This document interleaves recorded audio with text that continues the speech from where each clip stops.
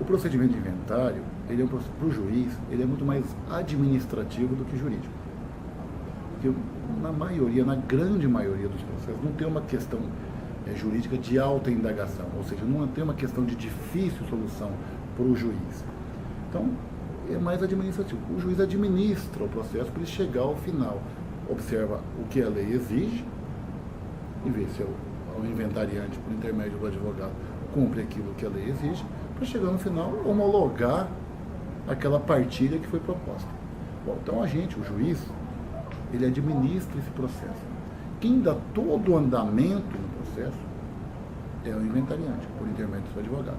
Então ele entra com um pedido de abertura do inventário, informando, olha, juiz, aqui morreu uma pessoa, eu sou herdeiro, companheiro, meeira, e estou noticiando, pedindo para abrir o inventário, porque ele deixou bens, e esses bens serão partilhados, repartidos entre os herdeiros. Eu defiro, o juiz defere a abertura de inventário e determina que ele ali junte todos os documentos que a lei exige, e não são poucos. É uma relação enorme de documentos que está prevista na lei. Então, não precisaria até o juiz falar, olha, faça isso, porque a lei já prevê e o inventariante está assistido por advogado. A partir desse momento começa o entrave, porque, como eu disse, são muitos documentos. Certidões da Prefeitura, do Estado, da União, da Fazenda Pública Federal, do cartório de registro de imóveis, eventualmente, de Detran, série de documentos, dos herdeiros, se o herdeiro é casado, da esposa, do esposo, enfim, toda uma série de documentos que demanda tempo. E a lei fala em 20 dias no início, mas quase que é impossível o cumprimento. A partir desse momento, a busca desses documentos começa a atrasar o processo. E depois de juntar todos esses documentos, muitas vezes o inventariante pede um prazo para juntar mais. A partir do momento que ele pede, junta uma petição, essa petição vem para eu analisar novamente, para deferir um prazo, quer dizer, o processo retorna para mim, ao invés de ter todos os documentos. E depois de juntar todos esses documentos, de estar tudo definido, aí vem a proposta da partilha, ou seja, vai caber tal bem a determinado herdeiro e assim por diante. Se não tiver nenhum problema entre os herdeiros, compete ao juiz apenas homologar. Então veja bem, até esse momento, o juiz apenas homologou, deferiu a abertura do inventário e ao final, depois de cumprida toda aquela série de exigências que a lei determina, apresentou a partilha e a gente homologa. Simples, teoricamente simples, mas não é bem isso que acontece. A demora em conseguir todos esses documentos acarreta um atraso no processo, e se porventura tem uma divergência entre os herdeiros, aí a grande celeuma que se põe aqui, que vem no processo toda a divergência familiar.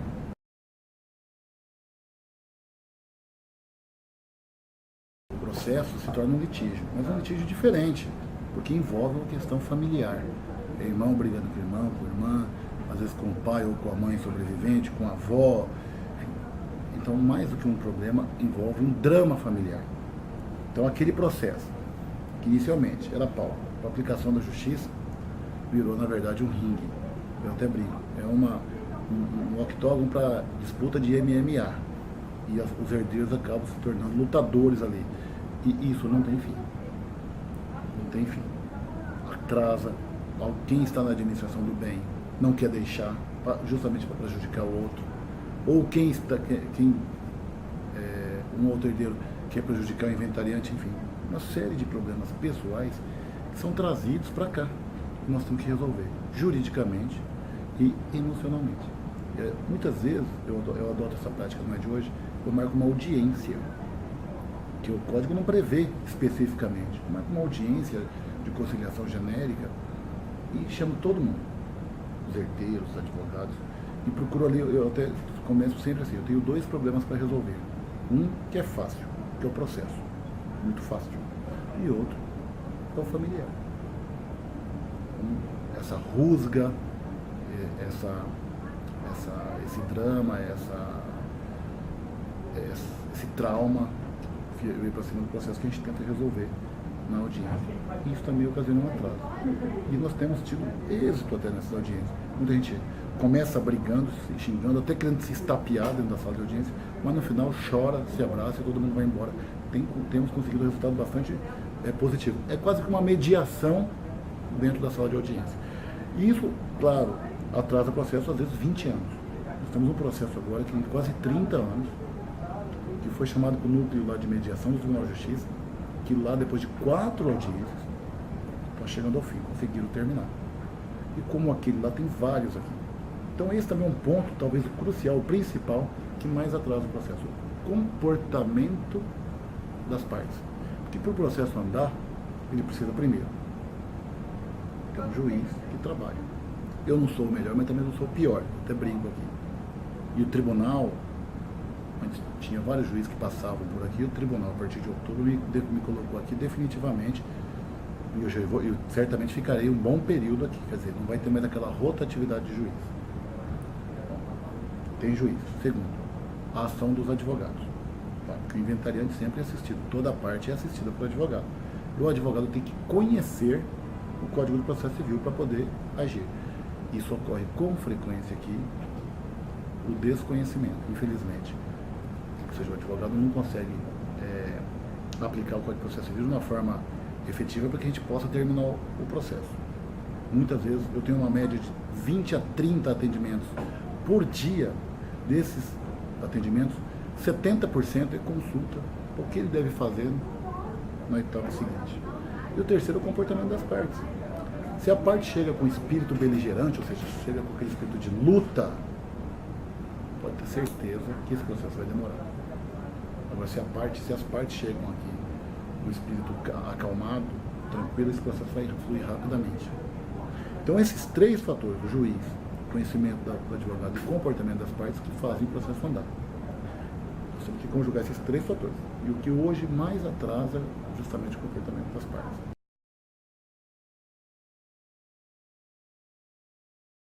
Se não tem nenhuma briga entre os herdeiros, se os documentos estão todos no processo, basta apenas, entre aspas, recolher o imposto.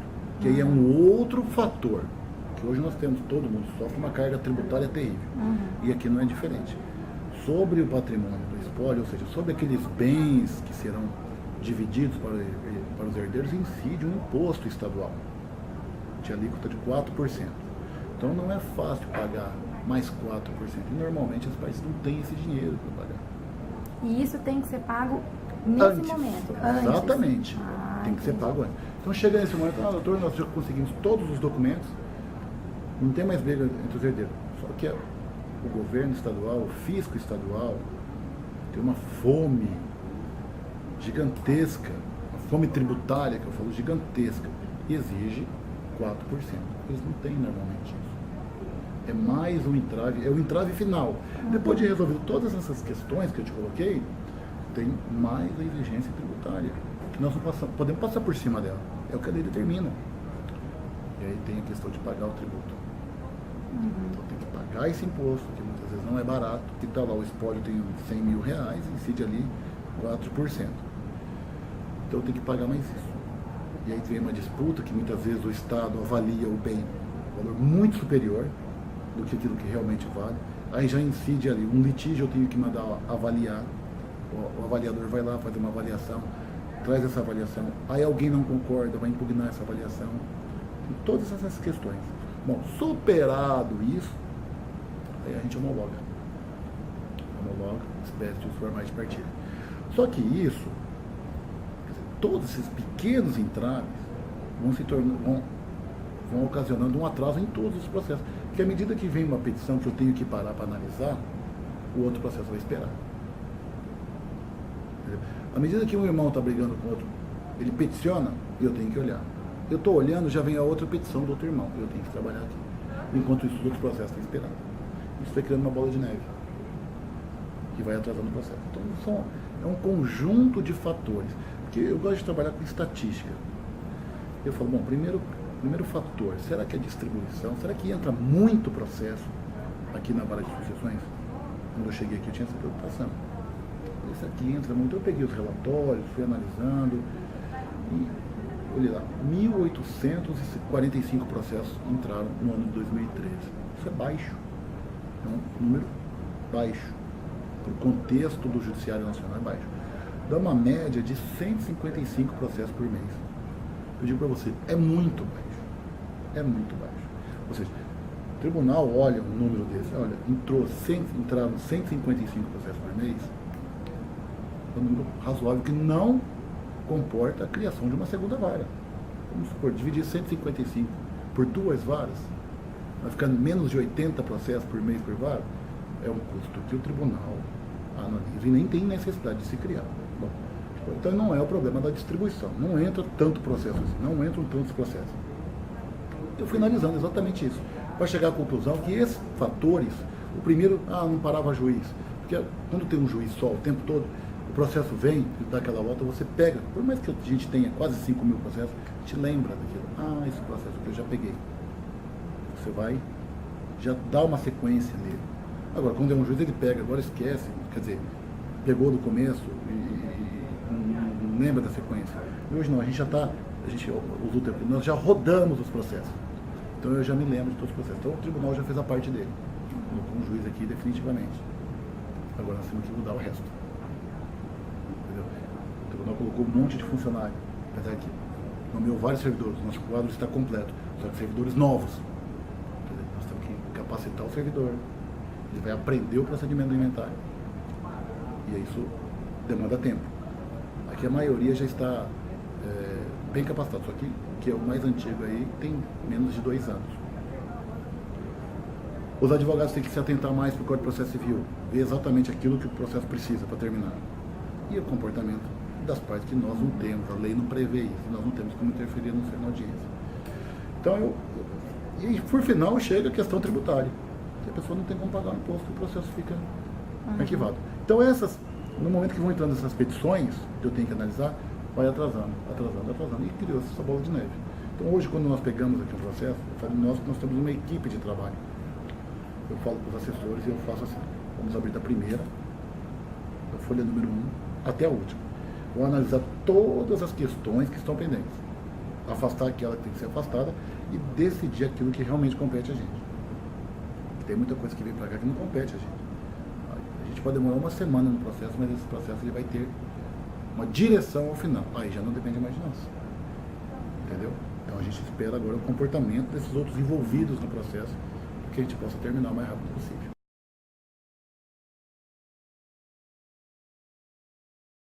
O processo já começou. A partir do momento que ela entrou aqui, a inicial demora pouco tempo para ser despachada. Então o processo já começou. Aí vamos lá. Se a irmã dela mora ou não na casa, isso não é problema do processo de inventário. Isso não é problema nosso. Se ela quer tirar a irmã dela de lá, ela vai ter que ter uma ação para extinguir aquele condomínio que foi formado a partir do momento do falecimento dos pais.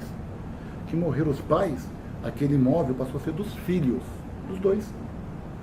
Então, se ela quer retirar a irmã, ela vai ter que procurar acabar com esse condomínio, onde os dois moram. De que forma? Entrando com uma ação possível. Porque a mim vai competir o quê? Falar, esta casa pertence a vocês. 50% a cada uma, se não tiver outros herdeiros. Só. Absolutamente nada. Caberia, aí no caso, ao meu ver, salvo outra interpretação, melhor para a parte, o advogado chamar, já que são só 2, agora vamos sentar aqui. O imóvel é um só. Assina a procuração para mim que eu vou entrar lá na justiça e falar, morreu a pessoa, só tem essas 2 herdeiras, cabe 50% para cada uma e ponto final. Aí, esse processo demora 30 dias. Se ele juntar todos os documentos, porque é o que eu te falei, eu vou apenas homologar. Vou dizer, realmente o que ele fez está de acordo com a lei, ponto. Cabe metade para cada uma, ponto. Espécie formal de partilha, e acabou o processo. Desde que recolhido o imposto. Agora, você já vê, já tem uma briga lá anterior. Minha irmã não quer deixar a casa, o imóvel é nosso, mas ela não quer sair. Isso não é problema do juiz do inventário, das sessões. Não é problema nosso. Só que a parte que é o problema dela solucionado. Mas esse problema não é nosso. O ideal é que todas as partes em comum acordo venham até aqui e falem, olha, nós estamos em comum acordo, nós vamos dividir esse bem de forma igual, todos os documentos estão aqui, já recolhemos o tributo. Isso chama-se arrolamento. Eu venho aqui apenas e falo assim, homologo espécie formal de partilha. Isso aí em 10 dias está resolvido.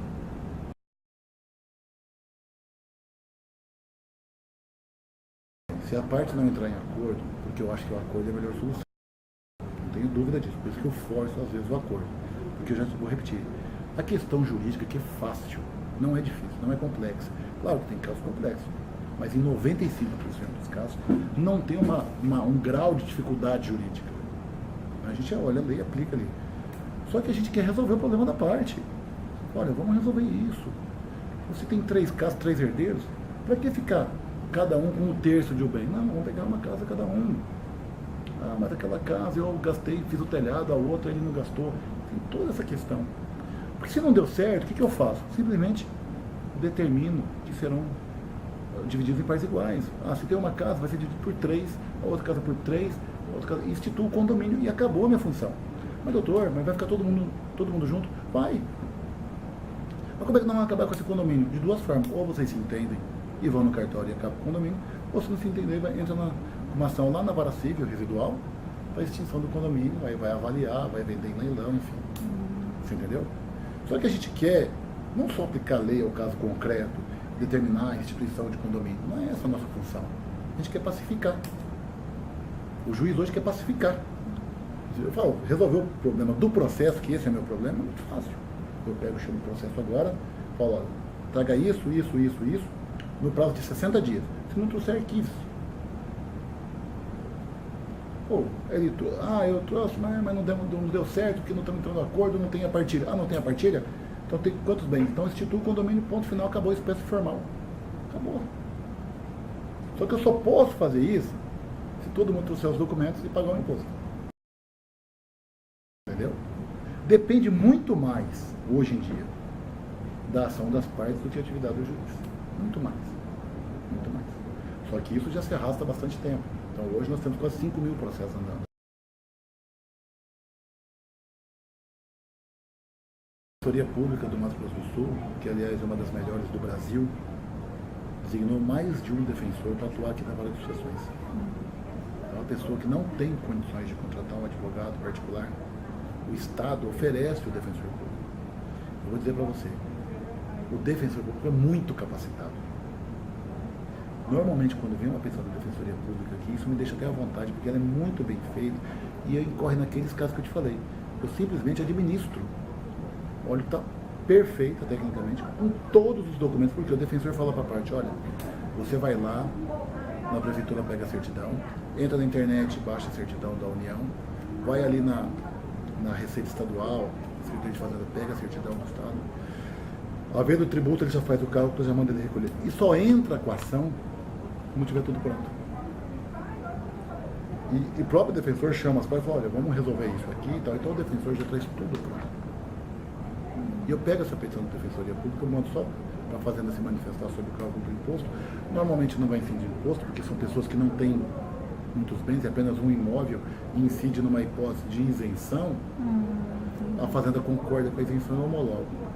Essa é uma hipótese que não demora nada o processo, nada entre aspas, né? Sim. São 2 meses, mais ou menos.